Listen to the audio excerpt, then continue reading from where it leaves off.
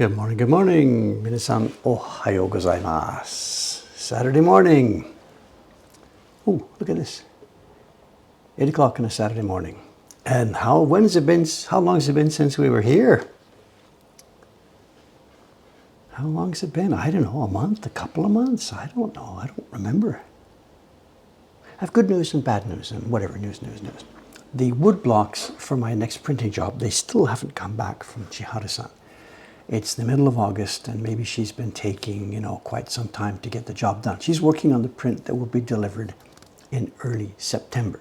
So she's got some weeks to go and she knows it. So I think she's taking some obon time.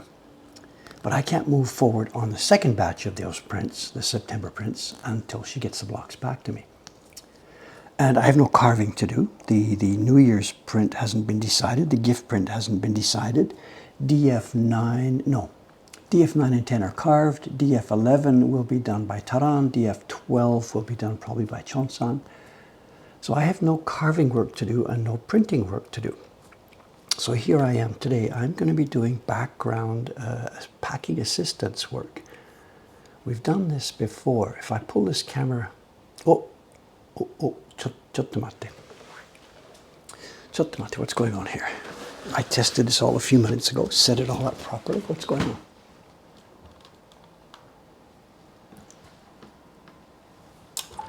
Oh, here we go, okay.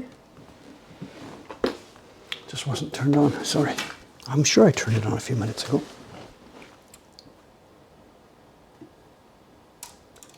Oh, it's the battery. Just a minute, it's plugged in, but there's no battery on the machine, and it wants a battery as well as being plugged in. One sec. I gotta go pick up a battery. Maybe I can steal one from the camera outside. Oh, jeez. Junk everywhere.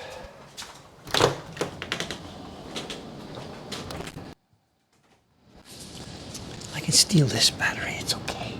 If I can figure out how to get it off.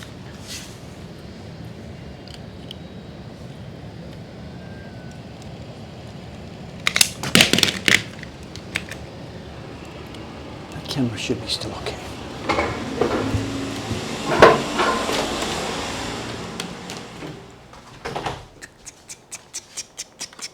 Okay, just a sec. Okay, battery plugged in. Charging.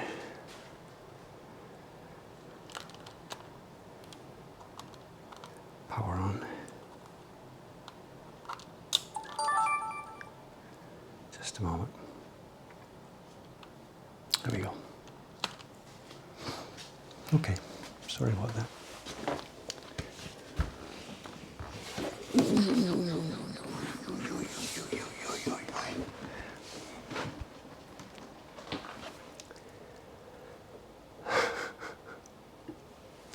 Professional operation here, and I checked and checked. I got down here about 7 o'clock, about an hour ago. Checked everything, looks good, plugged it all in. Because it was a major operation getting set up today. All the cameras had to come down from upstairs. The outside camera you see here, it was hung up outside the balcony. The other camera was ready for my printing bench. Okay, here we are. Thank you very much. So as I said, there isn't going to be any carving work today. There isn't going to be any printing work today. It's going to be backup. And I'm going to be, again, you've seen this before. It's really not interesting. I'm sorry. It looks a bit dark. Are all the lights on? No, I didn't put up the video lights. Are we okay? We're okay. We have light here. We're okay.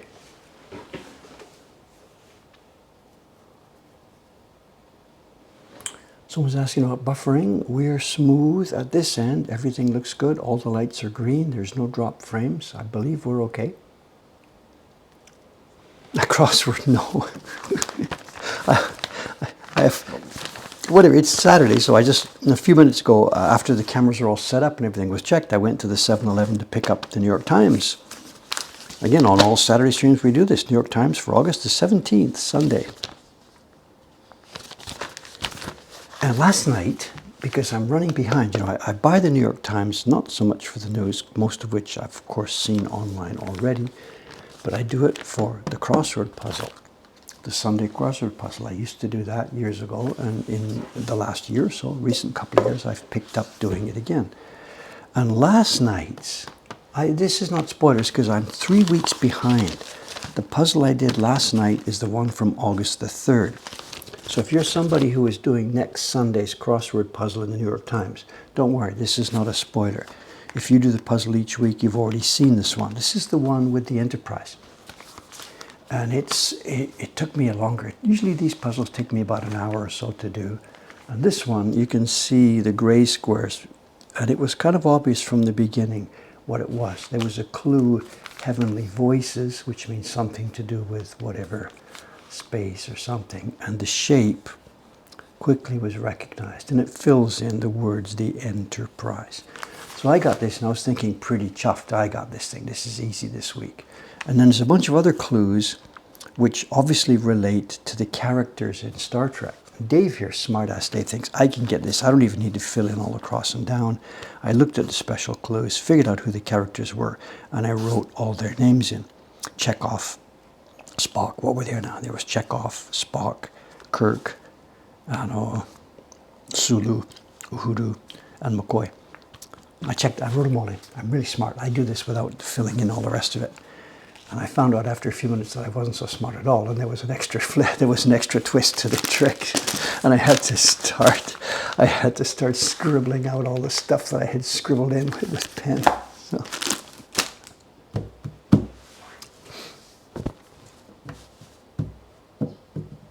Uhura, I'm sorry, Uhura. Yeah, I get confused inside my mind. There's Sulu, and I keep thinking it's Uhuru, and it's not. It's Uhuru. Because reading backwards, where's the clue? Reading backwards here.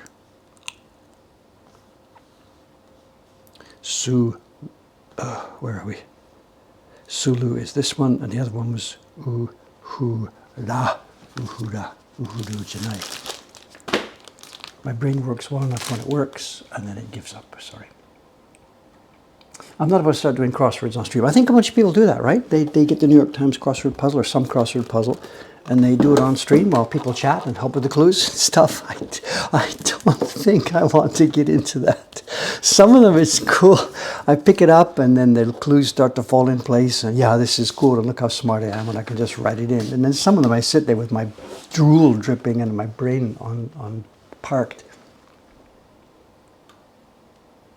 Yeah, I think here on Twitch, I believe, I don't have any reference for you, but I believe on Twitch here, there are people that sit there, and with people chatting and talking, they do crossword puzzles, I believe.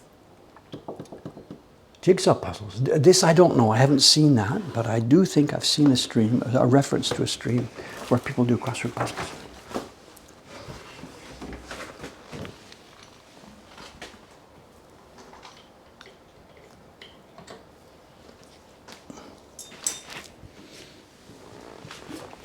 So today, then, is not going to be a very deep stream as far as Japanese printmaking goes. I'm sorry, there is no real carving and printing content today. The Monday stream will almost certainly now, because the blocks have still not arrived, the Monday stream will almost certainly be another sizing stream. I'm sorry. And then the blocks have got to be here. She's asked for paper for Thursday, so the blocks must be here by Thursday, and we will finally see some printing.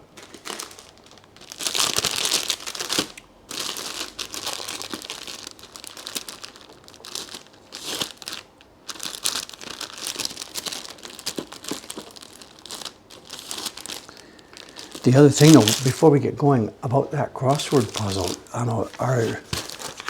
I do this every week, and there was a couple of things I was really disappointed with by this puzzle, and maybe this is the culture is changing.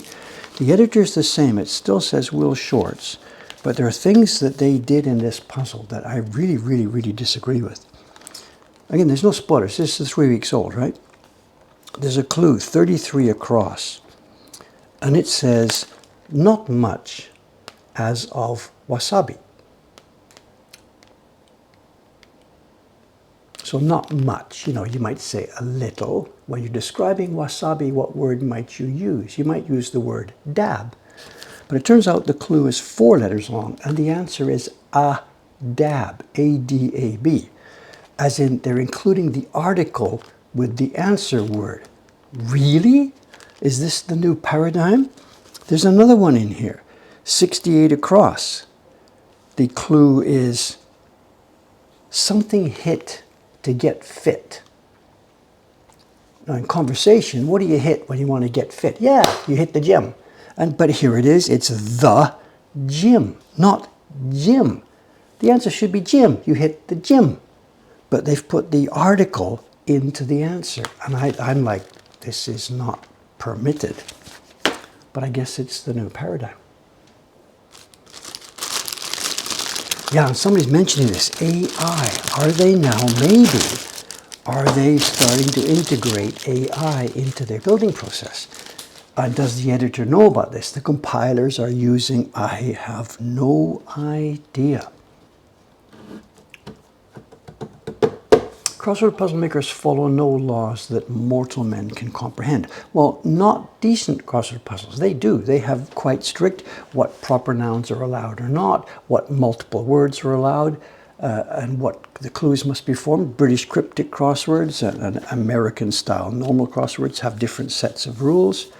There are, to me, there are quite strict patterns that you do.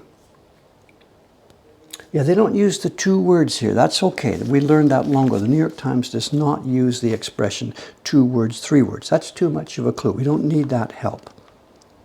Some of these things are multiple words. We have to make this quick. We have to make this quick. It's 5 words. It's okay. We know it's a bunch of words. But there are certain styles that they usually don't break. And I think they've now changed their style guide. They're putting articles inside.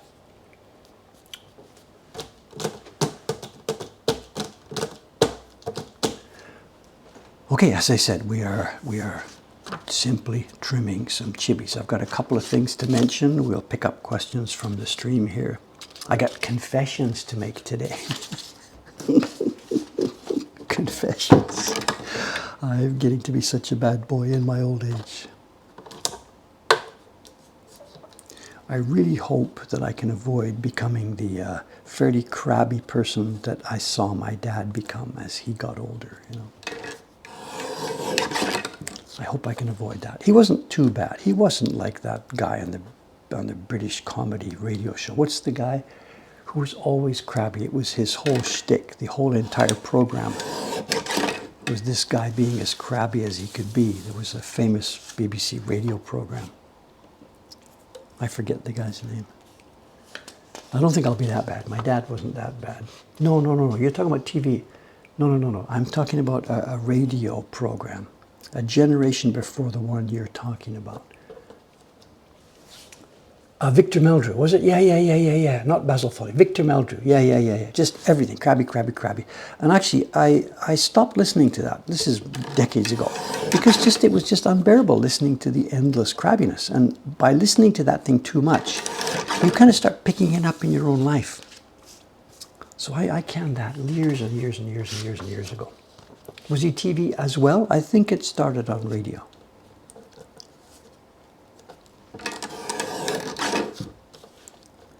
But there was the confession. Well, I guess we're into the story now. I was going to save it for later, but it doesn't matter. Well, one of the confessions that I have to mention today is I caught myself the other day, Thursday or Friday. I caught myself, I guess, being crabby, and I don't know. I sure hope it isn't something that grows too much. Maybe as long as you're self-aware, if you're still at the stage where you can see, oh shit, I was kind of too crabby to that girl. If you're still self-aware, then there's still a hope to roll it back. But it's the point where if you're not aware of it anymore, then that's it. You're done. It's too much.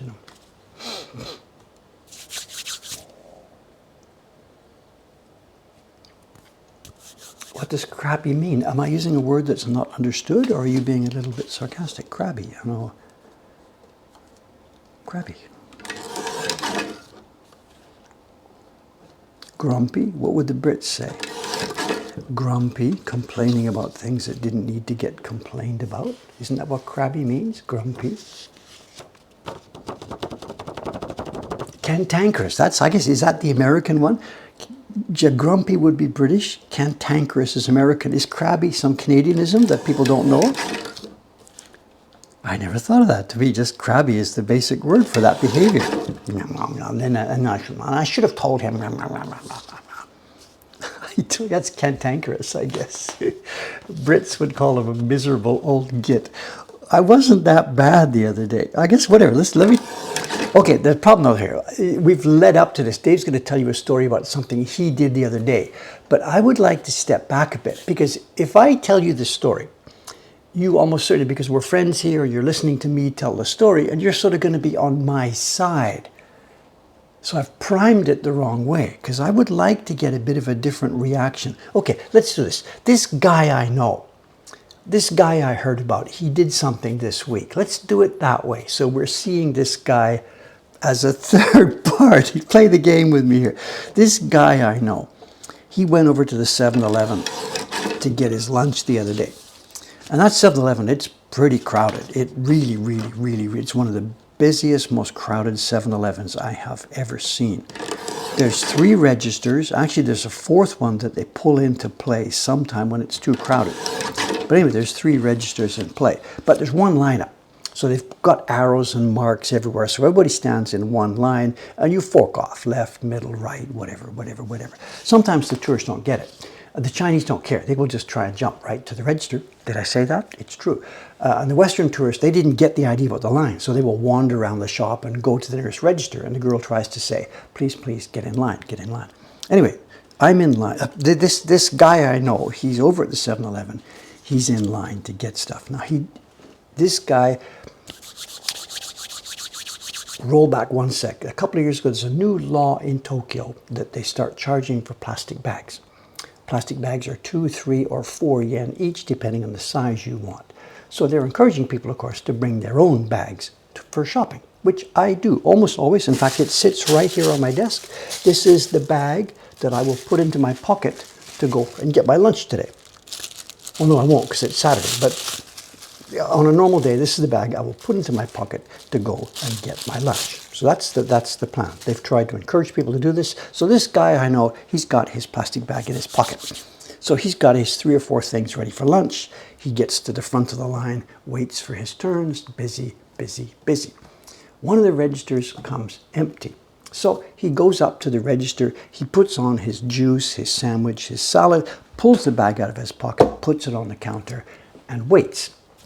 Now the next thing, of course, is the girl has to beep stuff. So she starts beeping things. Now you don't touch anything at this point. You've put your bag on the table, and the clerk starts beeping stuff. And you don't interfere, because she's running up the sale. You can't interfere with this. So this girl, the guy relates this story to me, this girl finished beeping, beep, and then she hits the button on the cash register that tells the cash register the sale is ready, and on the customer side, it now starts the customer display. Select your method of payment, cash, credit card, Suica, charge, Apple Pay, whatever. So my friend here now he starts fumbling. He gets his wallet out, he gets his credit card out, because he had to know how much was it, did he have enough cash in his pocket, is it going to be credit card, whatever. So he starts the process of doing this. Now people are waiting in line still behind him. So while the guy is doing the process of doing the payment, this time I think he said he chose credit card, tapped it, pulled the card out, there's the slot, put it in, you wait, 5, 4, 3, 2, beep, it does it okay. Now during this 5, 10, 15 seconds that it takes this guy to make the payment, what's happening at the counter? Now in this case, as the story's going on, the girl is just standing there. She's got her hands, her hands in front of her body, and she just stands there. So the guy turns back after making his payment, and the goods are sitting on the shelf still, and the plastic bag is sitting there just where he left it. And she's just standing there doing nothing.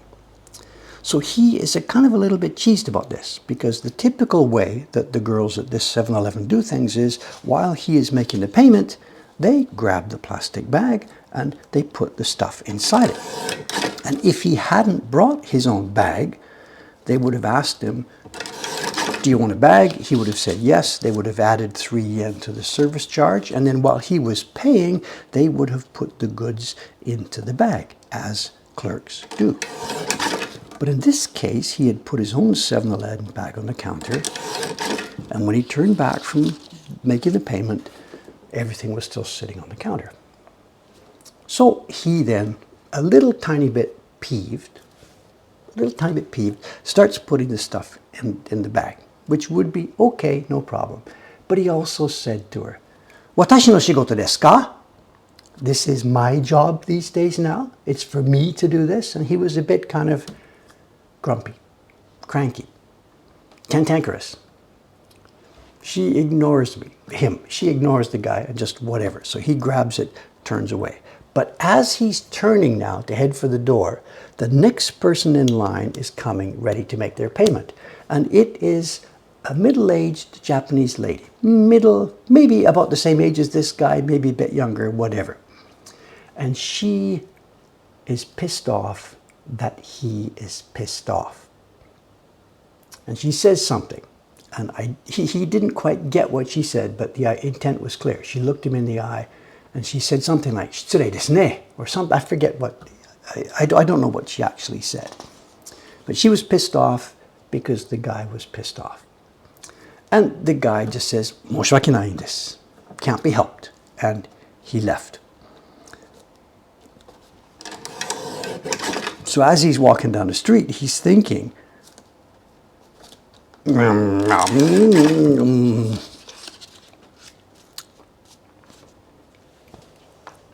it's easy to hear the story and tell today, well, yeah, she should have packed. She's being paid to do the customer stuff, blah, blah, blah. She should have packed those goods. You can be on my side of the story. Oops. Here we go again. Look at this. We haven't had this for a while. Look at this.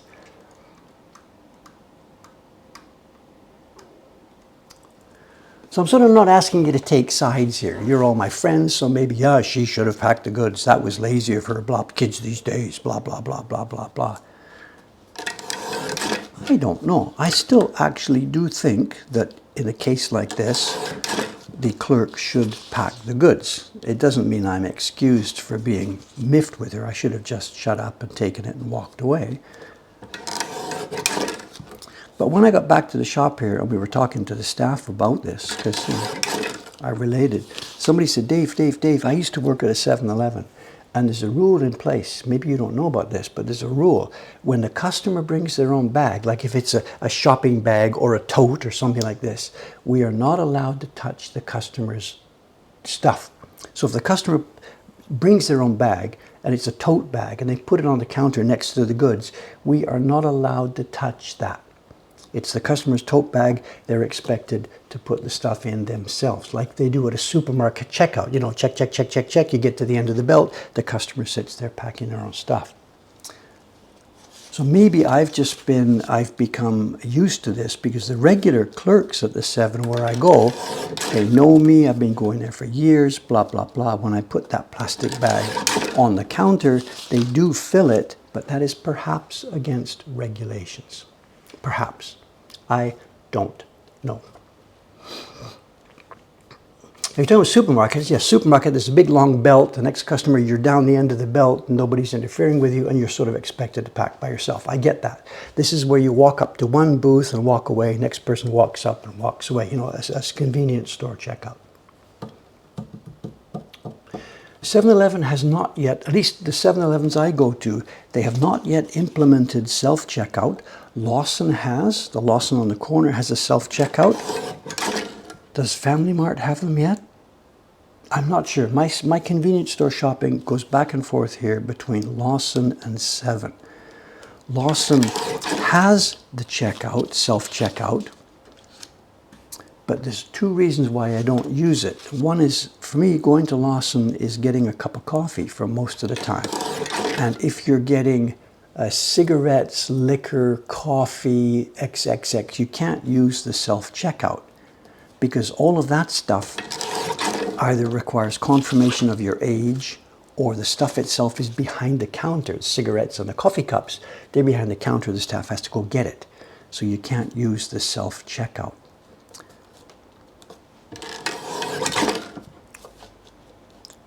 The other problem with self-checkouts is they don't take cash. It must be electronic payment. And if it's under 1,000 yen or so at these convenience stores, I'm still paying cash. I'm a bit old-fashioned. I have, you know, metal chips in my pocket.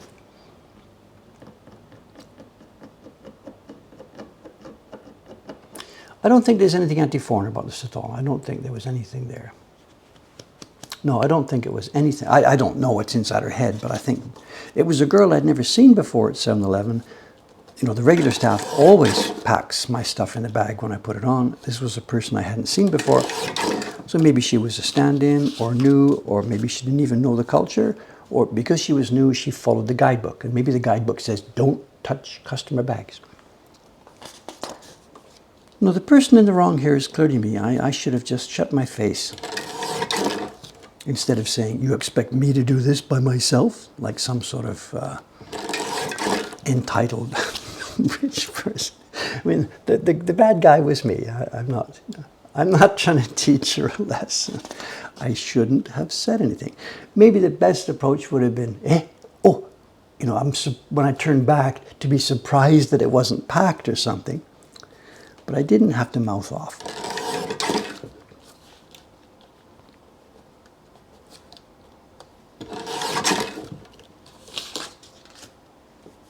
I don't know.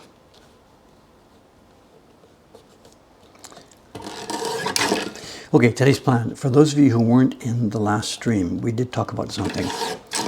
In the last stream, whenever it was Thursday, I guess, I was waiting for a package to arrive. I semi-teased, but it was a true story. There's a wonderful, wonderful print, I'm going to put in quotation marks, wonderful, wonderful print coming. And it might have arrived Thursday, and I couldn't help myself, so I talked about it, and it became a bit of a tease, I'm sorry. It actually didn't show up until later in the afternoon. It's such a big, heavy object. The Takubin drivers, they do a first quick run delivering this and this and this. They deliver the cool stuff, the freezing stuff, and stuff like that. And this package was too big for their first run. So they brought it back later Thursday afternoon. So we have that today. For unpacking it, I will need to move the camera and point it across the room because this is a big, big package. It is really going to be nice. I know, it's really going to be nice.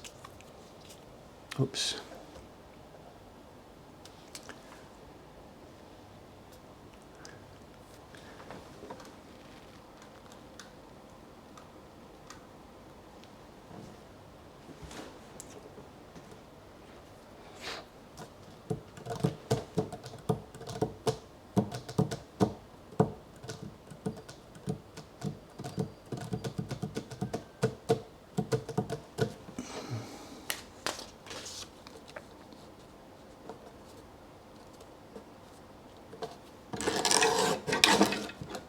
So we'll chop away here for a while. Being a Saturday, I guess Sadako will be dropping in just after 9 o'clock. And we will open that package and we'll find out what's inside. The auction came up last week, and this is, again, it's one of those auctions.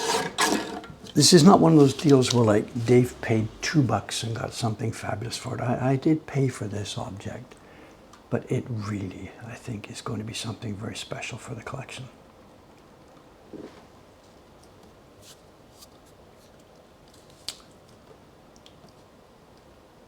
Is it trying to focus on the light? We can get this out of the way.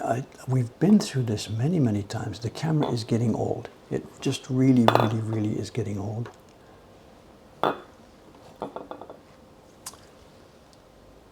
That might help. Okay, thanks for the comment. That light may have been confusing it more. Let's try. Thank you, thank you, thank you.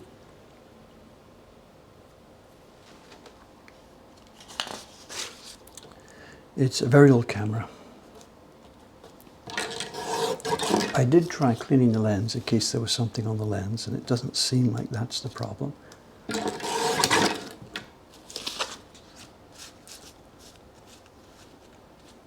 Maybe that was it. Let's give it a try.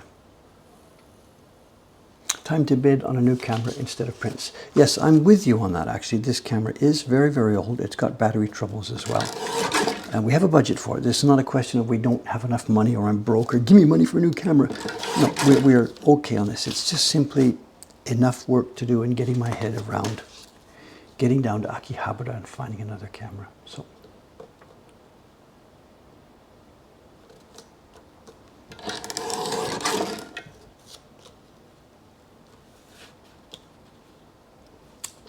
It's looking okay. Maybe that was the answer. Thank you very much. If that was the answer. It might also be too, because I'm moving around, it keeps focusing here. Whatever moves, it tries to focus. It looks like it's doing well. That might have been the answer. Thank you, sir. Who was that masked man? Shinigami Love Apples. Give it a few more minutes, and if this is holding focus, you get an egg.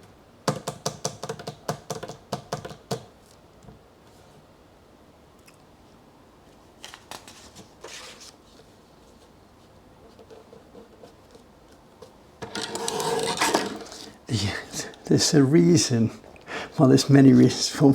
One of the reasons why I haven't replaced the camera is because every single time I do this, this is not an exaggeration, this is not a lie. Every freaking single time I get another one of these cameras, it's got a different kind of plug. So I've got to replace all the cables all the way up.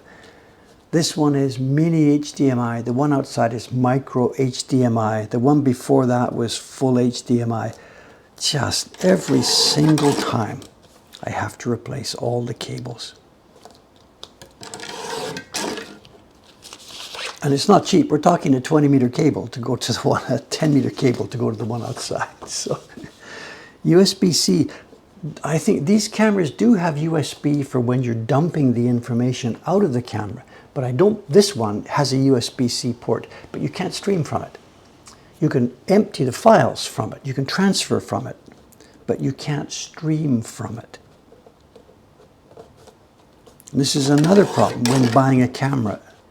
And another thing they do is, of course, many of these electronics devices, when you turn them on, and if you don't touch it within 2 or 3 minutes, it turns off.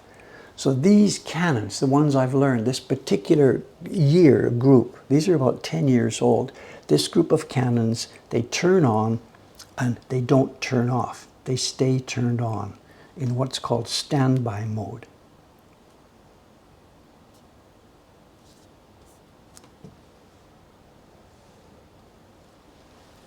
And if I buy another one over the net just from the catalog or something, it'll come, I turn it on, it turns itself off in 10 minutes. We're doomed. So I've got to test the thing. I've got to have it in my hands.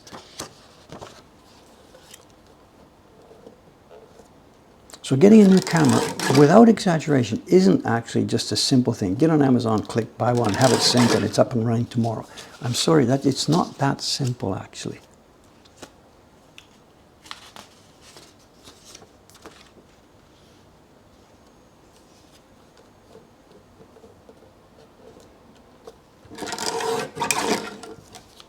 And I think this camera, the focus problem simply is it's getting too old.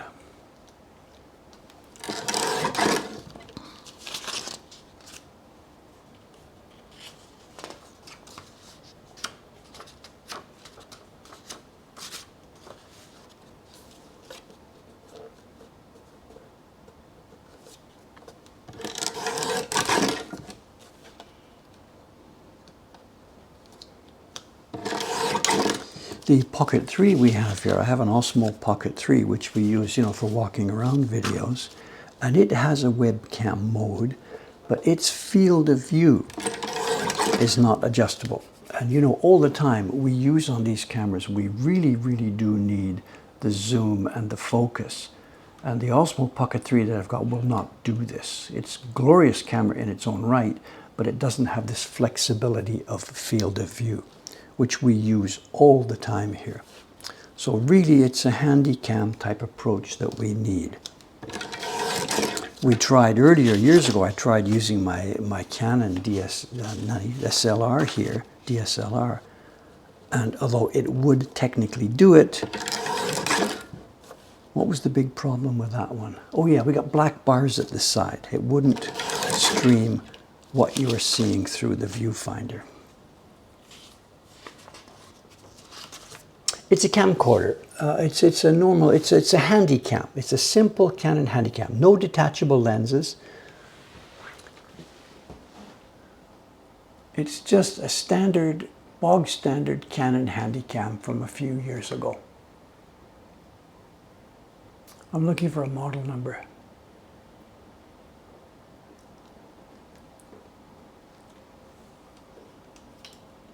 Just a sec here.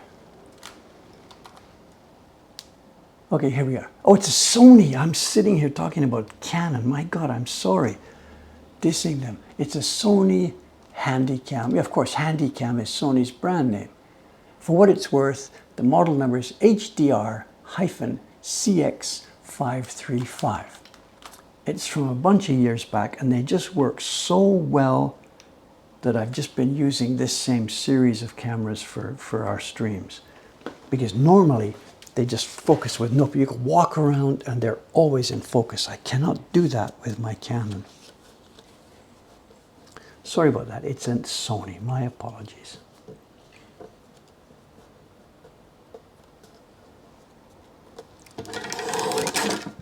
Anyway, I'm sorry, this wasn't supposed to be a tech stream, excuse me, whatever.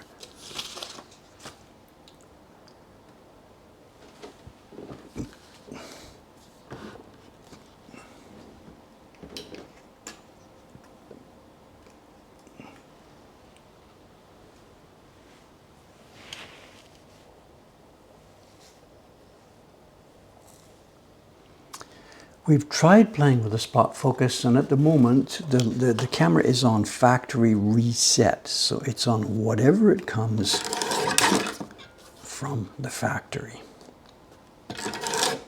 which is the most generic. The focus will just follow whatever's happening. If you move your hand close, it'll focus. If you move far away, you know, it usually works really, really well. You never even have to think about it. There's a limit how close you can get. But my God, it's glorious to have a camera that will do just what I'm showing you right now. That's fabulous, absolutely fabulous. Any pool news? There's no pool news today. It's the weekend. Today's a Saturday. I went swimming yesterday, trucked along, had a good thrash on the pool. I've been a good boy. I have been to the pool for the past month or so, every single day that I'm legally entitled to go in there. But I didn't go this morning because it is a Saturday. I haven't seen the Pace Lady for 2 full weeks. Not panicking yet because, as we mentioned before, it's summer holidays. It's quite possible that she comes at a different time of day, or she's off with kids, or they've gone on vacation, or I don't know, maybe she's quit. I have no idea. But the fact that she's not there in this period is no cause for alarm.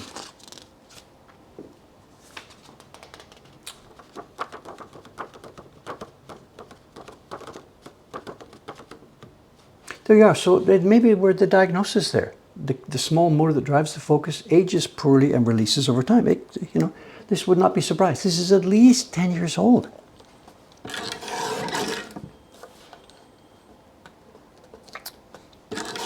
Thanks for help with the diagnosis. Thank you. Thank you.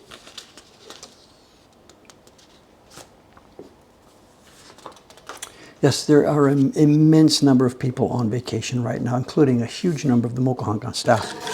Yesterday was Friday. Nobody on the 3rd floor. I understand was here on the 2nd floor with me, but everybody else is gone. We were skeleton staff in the shop. This has been a last week, this week, and a bit of next week. We are short-staffed everywhere. Holidays, holidays, holidays. We've talked about it before the last couple of weeks, and our company rule is you will get out of here. You will take your holidays, period. So they do. Which leaves me sitting by myself in the office.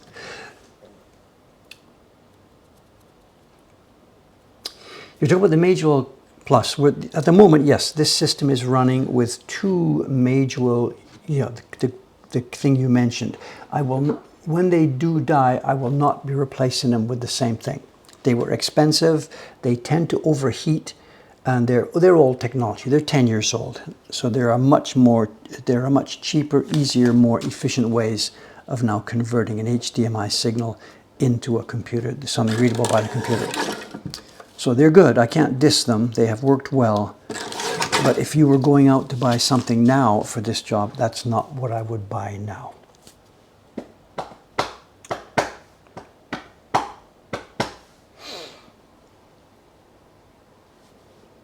Do I still get back to Ome very often? The last couple of months I haven't. I was back there in June for a number of times. And the problem has been we are very, very stressed now in printing capability.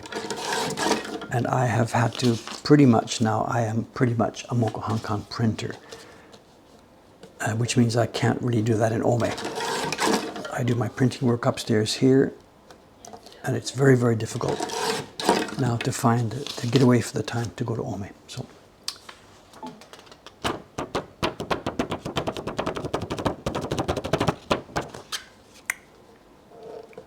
Time is okay, 8:41. Yeah, we're okay.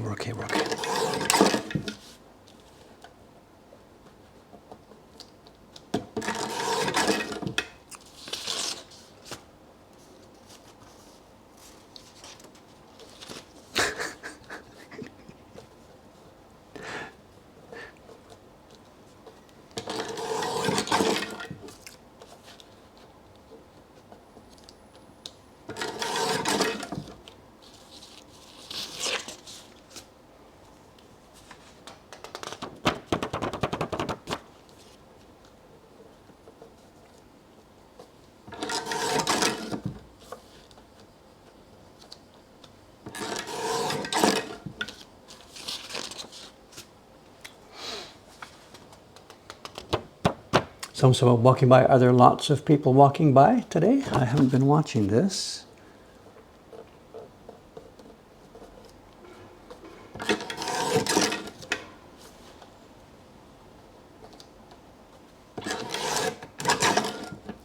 August is a funny season for us. As far as visitors to our shop and sales and revenue and stuff, it's our lowest month of the year, absolutely. Not so many visitors for us.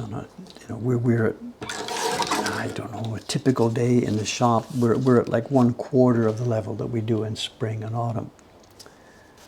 But I think John on stream here, John, he's involved in travel to Japan, and he said something like August is the peak year for visitors to Japan, the peak month. And we absolutely don't see this. And Asakusa itself is nowhere near as crowded as it is in spring and autumn. So the data on the ground that I see is the crowds are thinner here at this time of year. In our shop, they're definitely thinner. We have hours sometimes go by when nobody drops in.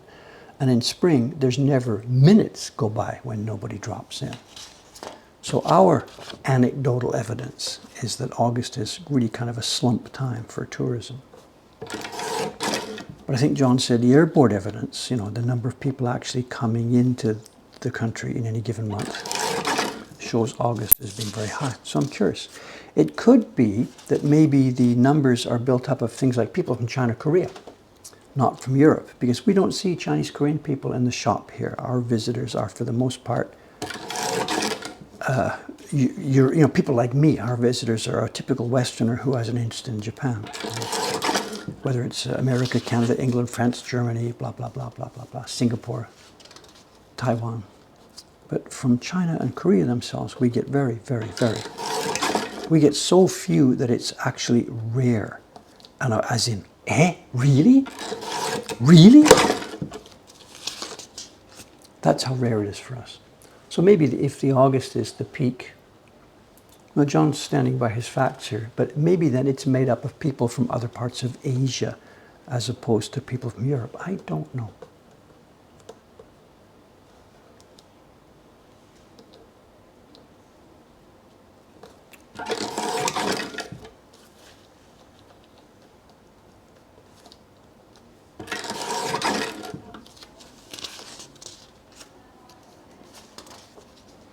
These Patreon chibis, of course, they will be mailed this afternoon. My assignment, I'm very late with it. Ayano-san and her team upstairs, they delivered packaging, stamps, address labels to the staff in the back room here, and everything's waiting on the back counter. And the staff today, during the times when there's no customers in the shop, the staff will be packing these. These will be in the mailbox later this afternoon. There are still hundreds more to go. This is not the last batch of summer chibis at all. There will be at least 200 more being sent out, and that will happen in September.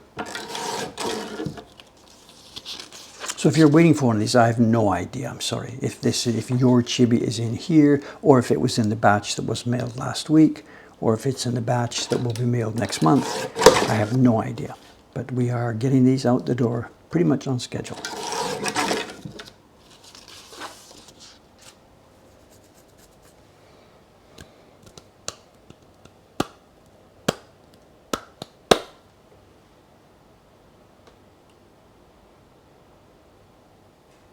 These are Patreon chibi prints. These are the prints that go as a thank you gift to the people who are supporting our Patreon campaign at $5 per month or more, or the equivalent in your local currency. It's kind of confusing now.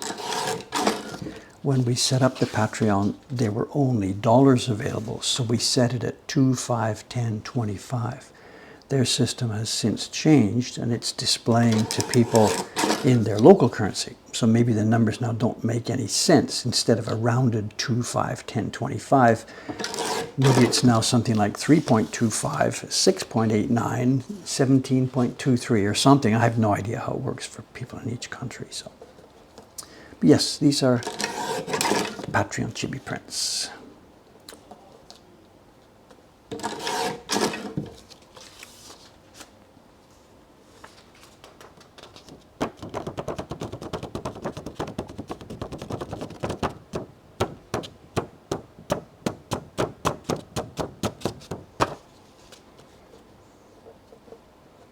Are we focusing better?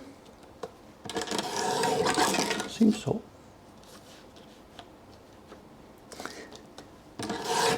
It's when we get to the show and tell that we're going to need that focus. So, how are we doing? 8:47. We're okay. We're okay. Also, the unboxing today will be a bit interesting. We had one the other day, a package that came in for the flea market, and it wasn't near stream time. So the staff opened it at the back. And it was, I think it was a new record, something like 7 layers or something. And they all said, "It's too bad, Dave, you should have had this one on the stream," you know. But we didn't know. One, it wasn't something that was specifically interesting. We knew what was inside it, just a kind of a not so interesting print. And we had no idea that it was going to turn out to be 7 layers until it was all over, at which point it's too late. But today's package might be a new record. It might have, what do we call it? They talk about bus factors, box factor. This package today might have a box factor of 1, but it might have a box factor of 0, because it's possible that what the guy did was just stuck a label on the thing as it sits in the collector's storeroom. We'll find out when we open it, but it could be a box factor of 0. My guess, no. My guess it's going to be 1, but we'll see. No idea.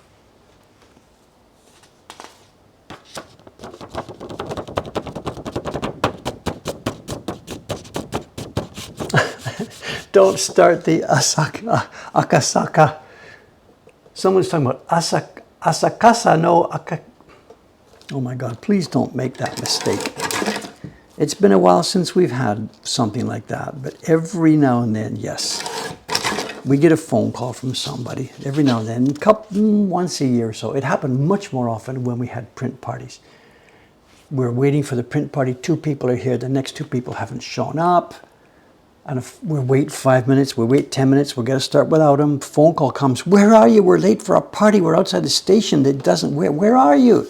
And we ask them to describe and blah, blah. And after a minute, it turns out they're at Akasaka Station, way on the other side of Tokyo. So please, please, please, we are Asakusa. If you look at it, Asakusa, not Akasaka. That's red hill, red slope. But yeah, whoever named all these places. So please, please, please. I just did it myself. Asakusa. The U is normally elided in very many Japanese words with a U. Almost most of them. You elide the U. If you're in doubt, drop the U. I know we talked about this before and people started giving me a stream of words where you do pronounce the U. Of course they exist, but in normal, casual, daily use in Japan, if you see a U in the word, if you're reading something, you drop the U in most cases.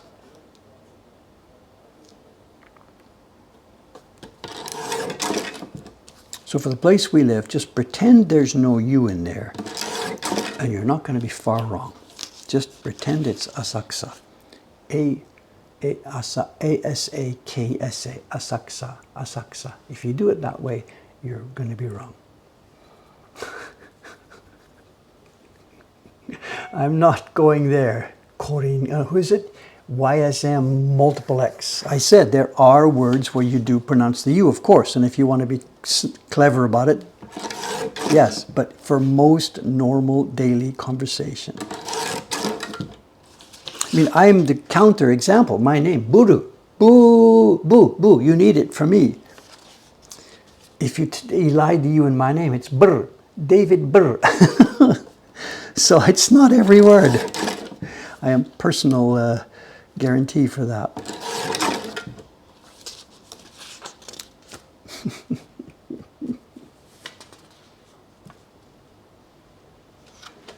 Desmas, the standard ones, of course, you drop it. You don't say desu.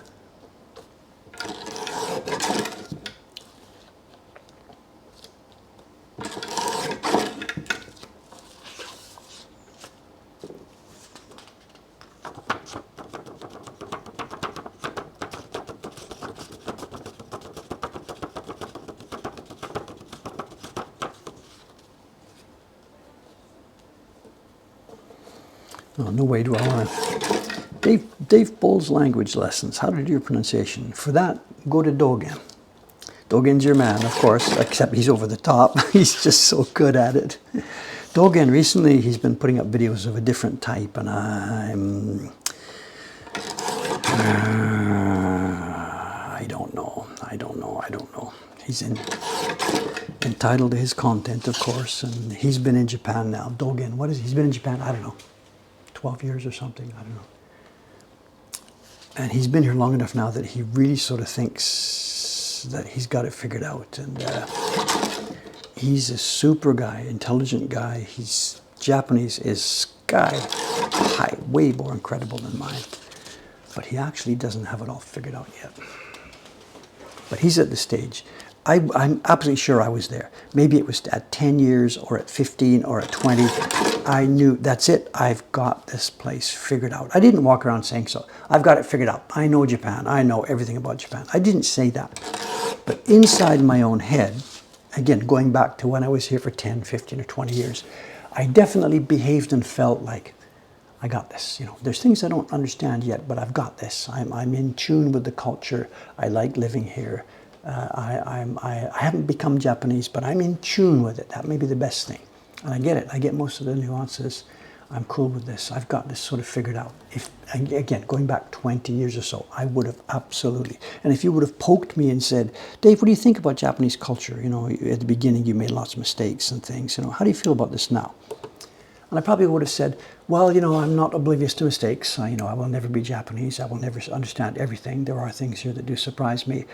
But I would have said, I kind of get this, you know, I get this place now. 20 years is a long time. I've had a family here. I've been married here, whatever. I've been in many, many situations. I'm a self-aware person. And I would have said, I think I kind of get this. Here we are now at 40 years. This year is my 40th year. And I don't think I would talk like that anymore.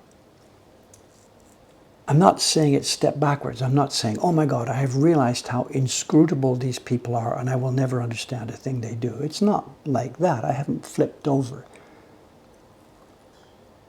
It's difficult to describe. But the Dogen, the young man who calls himself Dogen, he's at 10 or 12 years or so. And because he's really, really good at this, he's grokked the language so well. And to speak the language well, you have to, of course, get the culture as well, the reading the room and all that kind of stuff, everything that goes on. So he's really, really, really good at it. And I think he's overconfident. I think he thinks that he gets this a lot better than actually he does. But it would be fun to chat with him about this, you know. And maybe it sounds like I'm being pretentious, and because my number 40 is higher than his number 12 or whatever it is, maybe I'm being a jerk about this. I don't know. I don't know. Well, someone says the deeper you go, the more obscure it gets. That's sort of an easy thing to say. Any self-aware person, the deeper you go, the more you learn, the more you understand. So it does. Your knowledge of the culture does increase. You learn more. You learn about better situations to avoid. So it's not negative. But the idea that the deeper you go, the more difficult it gets, or something like that, I don't think that's true. Just in my case now, can I try and simplify this? Okay, let's try and put this then. At 20 years, I'm guessing on these numbers, at 20 years, I thought that I had brought my character and behavior in line with the way Japanese do things. That's what I was probably thinking.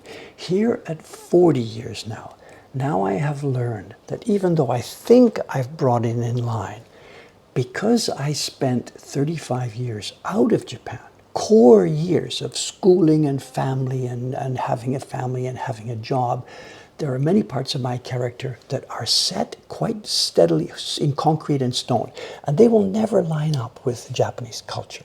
So even though I understand and see the Japanese part, inside I will never line up with that. I think this is a better way to say this.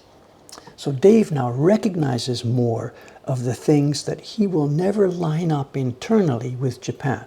Even though my experience and knowledge of them and ability to see them might be improved, I clearly recognize that I will never line up. And my guess with someone like Dogen at 10, 12, or me at 20 years, I was feeling that I had lined up. Yep, I got this place. I like it living here. I will do it this way. I'm lining up with Japanese culture. I hadn't yet realized that no, there's stuff in there that will never line up, not for 1,000 years. I think this is maybe a better example than what I tried to say a few minutes ago. I'm sorry to ignore. I'm trying to whatever.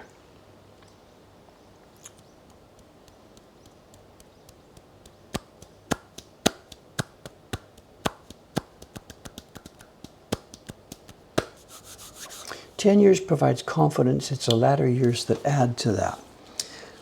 Well, I'm not sure about that. I know, again, if you're a self-aware type of person, if you're thinking about these things, Dogen clearly is very much a self-aware person at this stage of his life. He actually talks about his college years and stuff where he really disses the younger man that he was.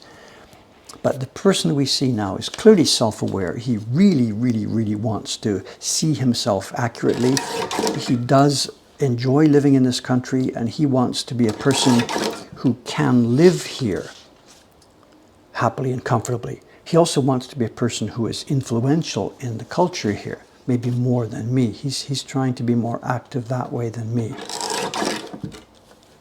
But anyway, the same thing. I think he feels that he has acclimatized himself, and my guess is that he doesn't recognize this yet, that some of his core thoughts and feelings and value are going to become, as he gets older, are going to spoil this a little bit.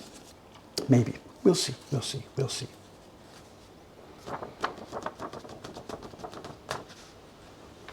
The more you learn on a subject, you only learn the more you don't know. Those that know just enough about something provide a false sense of confidence.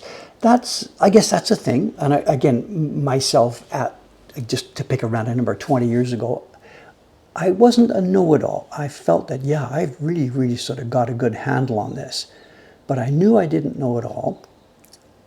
Again, the kind of person you are, myself and maybe Dogen, self-aware, very much thinking about this. So the people who are self-aware about this, we're always, what don't I know? What's going on out there? So I think that effect you're talking about is not too much of a thing for me, because I'm always trying to be aware of this. What's going wrong? What could go wrong? What don't I know? So I think the thing you're describing would be for the people who have a false sense of confidence. Those of us who are trying to be more, take a wider viewpoint, might have a sense of confidence, but I don't think it's false, because we're kind of aware of the other things out there that we don't know.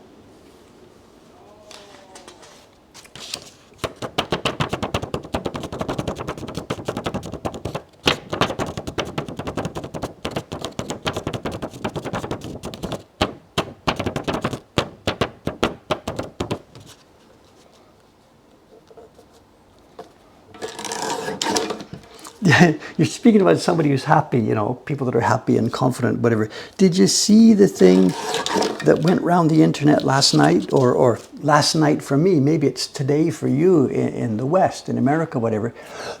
Did you see the quote from Wozniak, Steve Wozniak, one of the two Steves who started Apple? There was a sort of a meme quote that went round, I guess it's going around the internet right now. I think maybe it's on Twitter, I don't know. I read it this morning. I don't follow Twitter, but in my news feed, various stuff comes up. I have different keywords and things, whatever. Something came into my news feed this morning, and I smiled so much when I read this. Maybe you haven't seen this. Let me see if I can pick it up for you. I'm not sure if I can give you a link to where it is. One sec. Just give me a sec. This was so much fun this morning when I read this.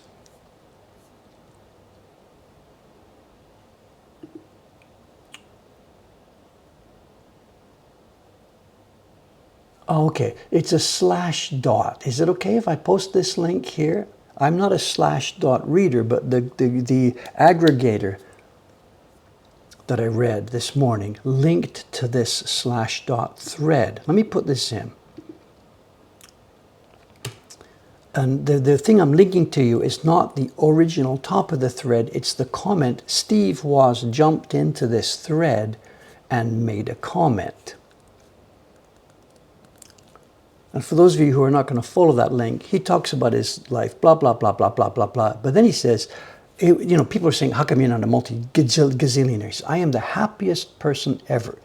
Life to me was never about accomplishment, but about happiness, which is smiles minus frowns. I developed these philosophies when I was 18, 20 years old, and I never sold out. And the idea, happiness, and he capitalizes it, happiness, I gotta pop that in. This one sentence, I'm sure I can copy and paste this. It's okay. We're attributing this properly. This was in the middle of a Woz comment. This is not Dave speaking. This is quoted from Steve Wozniak.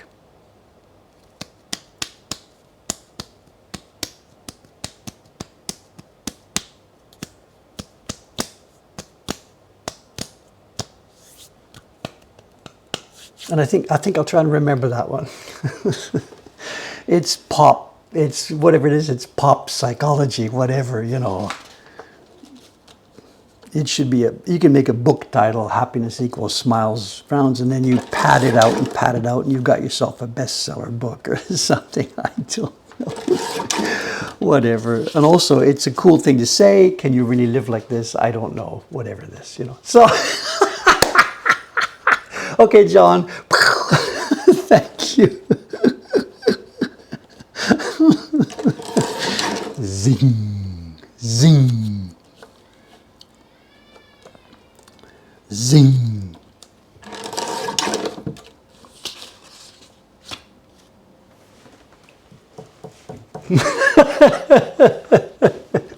No, I haven't seen Perfect Days. It's. I guess it's not on theaters anymore. I don't have streaming stuff, so I don't think I'll ever have a chance to see it now. But it's okay.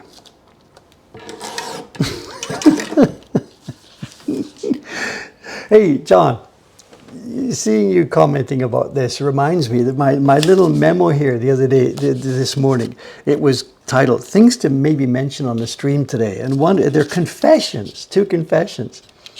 And one confession was the 7-Eleven bags thing. And actually, look at this. The fact that that story I told you about this guy that went to the 7-Eleven, I wasn't just telling a story like, look how good I am. I put it in the confessions list, which means, obviously, I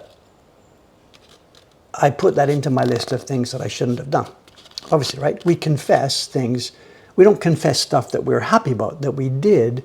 We confess stuff that we shouldn't have done. So I did. I put that bag story into a category called confessions, which I think makes me think I'm actually okay. It's all right. I wasn't proud of what I did. So. But there is, John reminds me, because the second one in this confessions list today, there is another one. Do we have enough time? I don't know. There's a second confession. And it relates, the reason it's connected to John, I think we've talked about this on stream. One of the times when John was here, not the last time, we've been buddies for a long time ago. And John, usually when he's here in Japan, once a year, twice a year, once every 3 years, whatever the current timing is, we get together and we usually have dinner. So I know one of the times that I had dinner with John, and I can date it, it's the spring, summer of 2017. John was here. We had dinner, and I've told you this story before, because we went for dinner at the place called the New Asakusa, which recently has gone to Restaurant Heaven. They're no longer here anymore. But that evening, and we've mentioned this, I had 2 beers. My normal routine is 1 beer or drink, 1 drink on any given day. I only drink at all if it's dinner time. I don't have any reason to drink at any other time of day. And if it's hot, whatever, a certain drink, maybe a lager beer if it's too hot. Recently I've been drinking the drink they call lemon sour. We've talked about this because it's mostly ice water, and it's really nice on a cold day, on a hot day. So with John that day, it was the day, whatever. I had 2 beers. And the confession now actually is there was somebody else, a long time collector / acquaintance / friend, a couple from America. They're from North Carolina. When I first met them, they were in Rochester, but now they're in North Carolina. We don't need names and stuff. They may be, well, no, they're traveling now, so they're probably not here. They dropped by a few days ago. We went for dinner. And again, I had 2 drinks.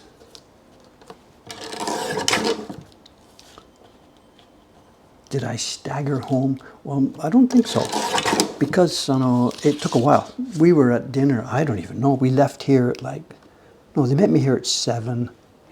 I think we got out of the restaurant at 9:30, so maybe 2.5 hours. We had dinner 2.5 hours.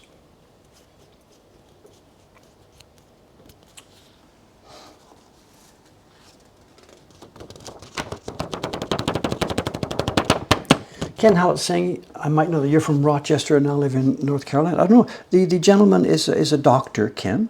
So I'm not going to put names and stuff on the stream here, of course. I'm sorry. But it's a couple, young couple. The gentleman is a doctor at one of the university hospitals in North Carolina somewhere. That's, I guess, all we could say. Do they do the same size drinks in Japan? That's a good question. I don't know. And I don't think our drinks standardized in the West. If I say I had 1 beer, it means what they call in Japan a chujoki, which is equivalent to about 1 can of beer. The cans of beer here are what, 300 millimeters or something like that, 330. So for me, a 330 can of beer, that's 1 chujoki. And that day with John, I must have had 2 of those. The other day out with a couple here from North Carolina, I had a lemon sour and I had 2 of those. So I don't know the alcohol level, but I didn't stagger home. I believe I was okay. Maybe it made me more voluble. Is that possible? I don't know.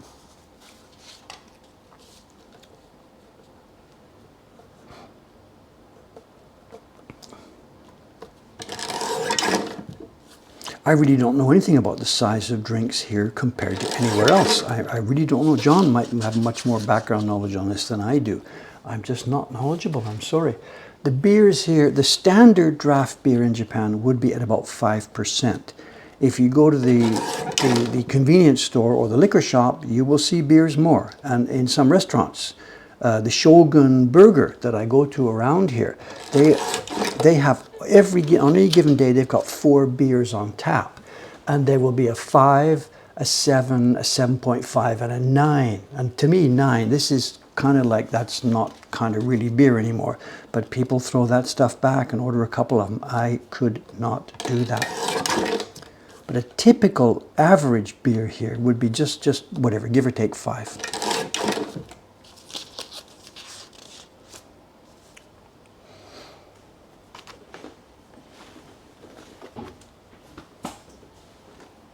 Hello, hello. Here she is, of course. 9:10. Good morning, good morning.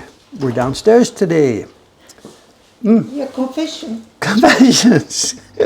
Which one did you hear? The second one? I had 2 drinks the other night. Oh my God. I think that's the first time in 10 years or something. I don't know. When we're out for dinner, it's just one, only right? One glass. So it's only one glass. Sadako usually has, can I say it's okay? Sadako has a glass wine usually, and I will have either a beer or a lemon sour. And sometimes Sadako has the same drink I have. But that's all. I can't ever, ever, ever remember having more than one. And this is not said as a point of it's evil to have more than one. It's just our habit. I don't have a whole lot of muscle mass, and having more than one drink, or certainly more than that, would leave me, a bit loose, and I don't like that. So, 12% beer. You got to be kidding! It says you build up tolerance. You can't build up tolerance. Someone's drinking beer here. 12% beer. He says he has multiple on a night out. Okay, 3 beers, 12% beer. I have one that's going to be 4 or 5. So this is like me drinking 9 or 10 beers. There would be ambulance time. The show? This person is different. They would be calling. I would be dead before the ambulance got there. He says you build up tolerance. I don't. Can you build up tolerance to alcohol? Our body get used to it. Wait. How do you get used to it? I mean, it breaks I down don't stuff and know. you start getting loose and you go funny behavior. You can't be tolerant. They're telling me you can behave up tolerance. Okay, I'll keep At a quiet. certain level. But some people can't digest Yeah, alcohol. well, there's the enzyme thing, right? Yeah, What's the yeah, deal? each person Is has it different enzyme. in general Asian? I don't even know how this And works. quite recently, I heard Okay. the person who turn red when you take alcohol, Uh-huh. they shouldn't. So their take any tolerance is alcohol low. Beverage. This is Sadako. Hello. Hello again. Soka. But what's I remember the story. Enzymes, quote, Japanese people have a lower tolerance for alcohol than Westerners or something. It's not like this, no? Each person is different. Case by case. So this is not a ethnic, racist, racial thing. Okay. I don't know. Big trend might be, and in Russia or in cold countries, they drink quite strong alcohol, vodka, and I don't know. Okay. I mean, again, this is a topic I really don't know anything about. So for me, absolutely, it's a couple of things. Part of it is conscious. I know Dave, because he's a control freak, he doesn't like the idea that I would sort of maybe become drunk and do silly things. So the conscious driver up here does not want to put himself in this How situation. about your brother? My brother is physically much larger than me, and he worked as many years in a jazz musical environment and started drinking very heavily when he was late teens, early 20s. He was a strapping young man when he was 20. By 24, he was a beer-bellied, feathered old guy who just poured beer into his body all the My question is, how time. much can he? Tons and tons. Even if I visit him now, I'll have one beer. He will go through a 6-pack before he has to go to the bathroom. Like he'll go through a 6-pack and he doesn't even need to go to the bathroom yet. He doesn't even know it's happened. It's like drinking, I don't even know, where he's pouring it into the plants or something. I don't know. So I guess, yeah, they're talking about tolerance. I guess so. Yes. But it's also got to be muscle mass, body mass. Yeah. Somebody, it was zipped by here. Somebody mentioned some kind of beer that had 18% or something. I missed it. Whatever. Here, someone said there's a beer called Utopia beer and it's 28%. Wow. I don't think I believe that, because this is like, isn't this fatal to put that much actual alcohol in your body at one time? Here come the alcoholics. Okay, I don't know. But Dave's point of view, the driver up here, you know, the guy behind the steering wheel who's looking out these two eyes, I don't want to put myself in a situation where I'm not in control. And I've actually never been drunk. This is one of these, there's the third confession today. I've never owned a car, I've never owned a TV set, I've never smoked, I've never even tried once smoking, and I've never been drunk, you know. I got divorced, didn't need to get drunk that day. I got cancer, I didn't need to go out and get drunk to forget, you know. It's just not my character. So two drinks, absolutely, you know, is... What's today's conversation? It's 9:15. I need your help because we have a fabulous package to open. I think, Sadako, well, okay, do you want to open it while I do the camera, or? Okay, one sec. Knife is right here. Knife is here. Yeah, okay, hang on a sec. Let me get rid of, don't start yet. Don't start? Wait, I haven't got the camera ready. Just wait a minute. Don't start! Just paper.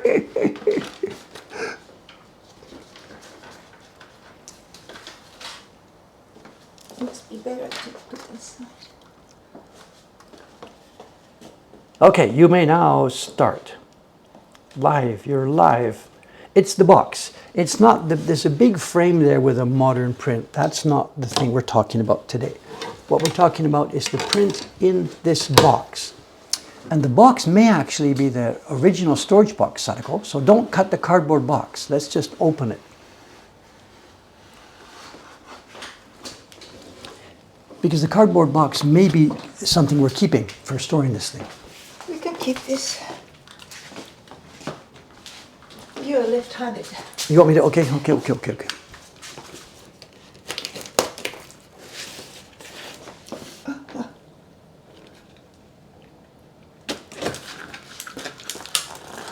So this could be the box that it was originally shipped in, you know? In which case, the packaging factor today is 0. If this is the original package, okay. Gentlemen, ready, say, no.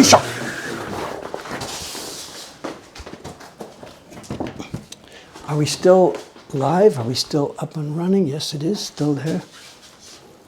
Okay, does that count? Okay.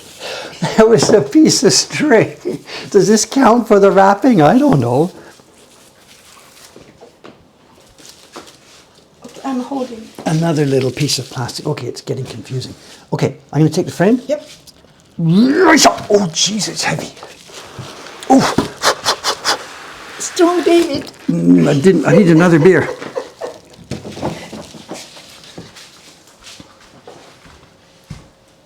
We're a little bit off. We should come to the left a bit more.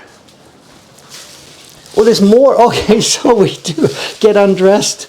Ready, up, down. Nanda.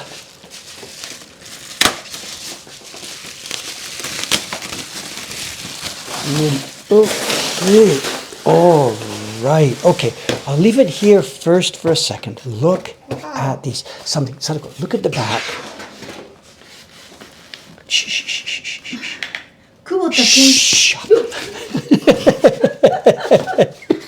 That's why.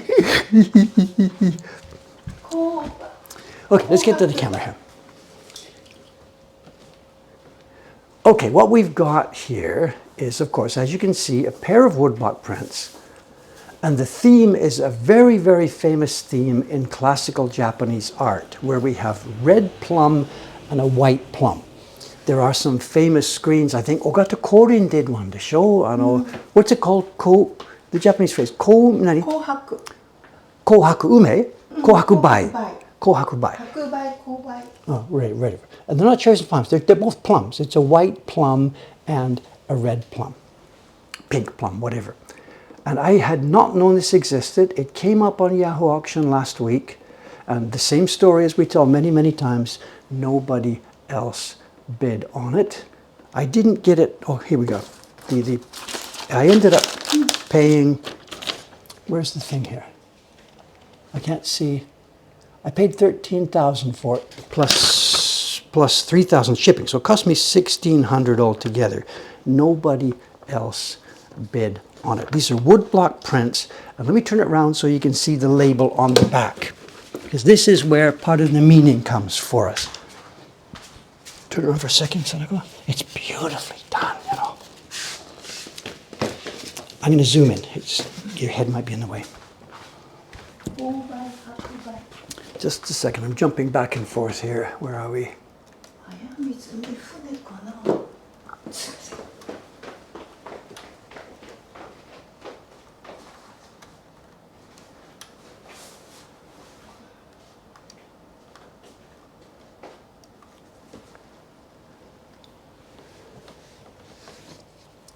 Okay, it says Kobai Hakubai, red plum, white plum.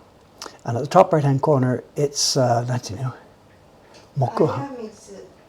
So I don't know how to pronounce the name. Hayamizu to pronounce it, the name, the artist's name?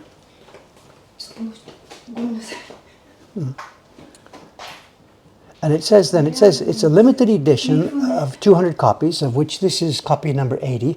And it's Heisei 9. This is not all that old. Heisei 9 is the date, and this is another one of those prints made by the Adachi Company for an outside publisher. And over on the left-hand side, we have the two names. The carver's name is listed as Nimi-san, and the printer is our dear friend Kubota Kenichi. This is another pair of prints from Kubota-san. Let me zoom out again to get... Hayamizu Gyoshu. Gyoshu? Artist's name. Okay. Hayamizu Gyoshu. I've never... Is he contemporary? Like, would this print have been made from an old painting, or he would have designed it for Adachi? He's a painter. But of this era? He was born 1894. Oh, okay. So this is made after he's dead then. Passed away when? Passed away 1935. Okay. This print was made in the Heisei era. So they're obviously getting permission from his estate, whatever. Showa era. Showa. No, but this is Heisei. It said Heisei 9. The original must be painting. The original would have been a painting, and this has been turned into a print by the Adachi Company. And Kubota-san's printing. Look at this. Look at the moon here. It looks almost like the paper is torn. Do you see that? That's crazy. No, the moon. It looks like it's just a tear in the paper. It looks like, you know, somebody took the paper and hit it with a cup and it's torn. But it's the moon, so?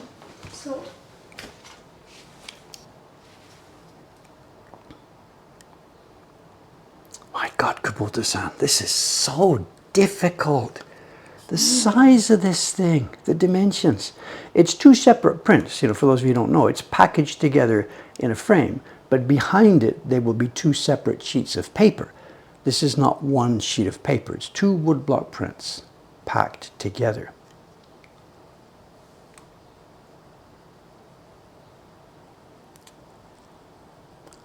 And I will be absolutely taking them out of the frame, because on the back of it already, you saw the frame, that label is already foxed, it's moldy. I will be getting these prints out of here as soon as I can. Maybe just as soon as the stream is over. So it looks like a coffee cup stain. It's not, it's the moon. John's asking white pigment. I'm not standing over it. Almost certainly this will be white pigments. This is not paper color. Can you see, Sadako? Yeah, absolutely opaque pigments. I'm asking, will we sell this? No, this is staying in my collection. Absolutely, I'm sorry. But again, the question, why nobody else wants this stuff? This sat on auction for over a week. Nobody else bid, just me.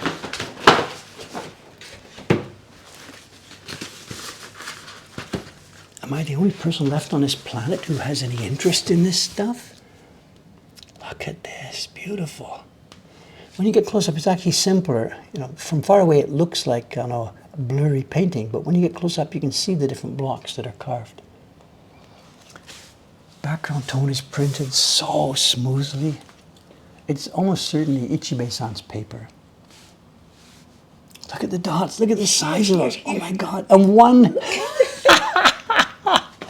Can we get close enough to see that? Yeah, I don't know. I don't incredible. know. Can we get close enough? Hang on. Wow. Almost insane. The level of detail here on the dots inside the flower and the little petals. Is it?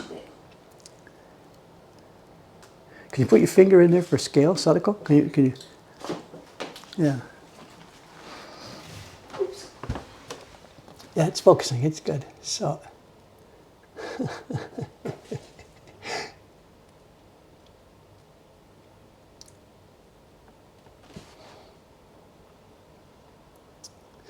And what did it say on the back label? It said an edition of 200, and this is copy number 80.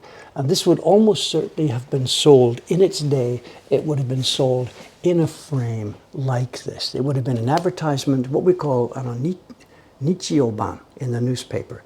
The Sunday newspapers, not so much now these days, but if you go back a few decades, the Sunday newspapers would have had an art section, visiting galleries, this and that, and various companies would put stuff for sale on this. And this would have been advertised on one day in the Sunday newspaper. Special edition woodblock print designed by, what the guy's name was, I already forget, prepared by the Adachi company. And you would have sent in a postcard to buy it. And it might have been a time payment. Pay 4 payments over a period of months or whatever. This would have been expensive. This would have been expensive. And it would have been sold in that frame, delivered by Takubin. So here in Japan, there is 199 more of these. Now, some of them may be on the wall in homes where they're really being enjoyed. I would bet most of them are back in storage boxes. Nobody knows where they are. 199 more of these out there somewhere. Somewhere.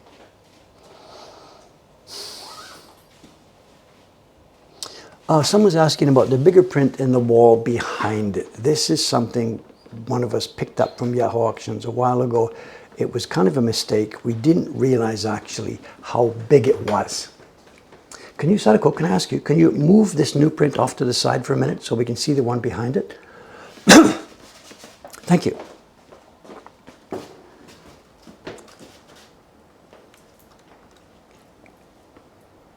Is it readable?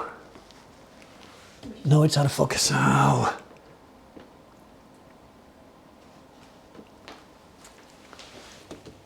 I can't read it. Is it readable? Can you do me a favor? Can you read, please, the artist's name on this big print? No. Watanabe Maiko. Watanabe Maiko. Hi. Female. It's a lady's name. And this is modern. Yeah. Is there a date on it? Date 2008. 2008. So it's a modern work from somebody. And when we bought it, I better confess, today's third confession. I bought it from an auction site, and I didn't read carefully the description. And it turned out to be a lot bigger than I expected. I don't know much about it, I'm sorry. I can look it up and we can ask more about it. It says in the documentation that came with it, it mentions that it is a woodblock print, but it also has hand painting on top of it in some places. And I haven't really studied it well, so I'm not sure which parts are printed and which parts are painted. I don't know. It's for sale, but there's no way we can't ship it at all. Absolutely, we can't ship it. Yes, someone's got it. Is it Unbroken Silence, Sadako? Unbroken Silence, number 2. Is that the name? Unbroken Silence, Yeah. number 2. What's the price? 6万円. Yeah, 60,000 yen. So. Anyway, there we are. Put Kubota Sanskrit back. Let's finish off with that one. Put it back. Yeah, thank you. Okay, I think that's it for us now. As I said, still I'm mixed up now because I don't have my blocks for the printing. So I still can't get busy. Monday, because I have to get it ahead of September's work, I will almost certainly be doing more sizing on Monday. If you can stand it, Dave upstairs putting more glue on paper. And then really by Thursday, I have got to get printing. We're desperate for those blocks to arrive. And from then on, these streams will be nothing but printing for the next couple of months. Okay, that's all for now. I've got to get back to my work, getting these chibis ready for the staff to do the packing. Thanks very much. A day for confessions today. If those are the things, if those are the worst confessions that I ever have to make, I think I must be doing okay. I don't know. Okay, guys, thanks very much. See you later. 3, 2, excuse me, sorry, I can't even count to 3. 3, 2, 1. Bye for now. See you on Monday.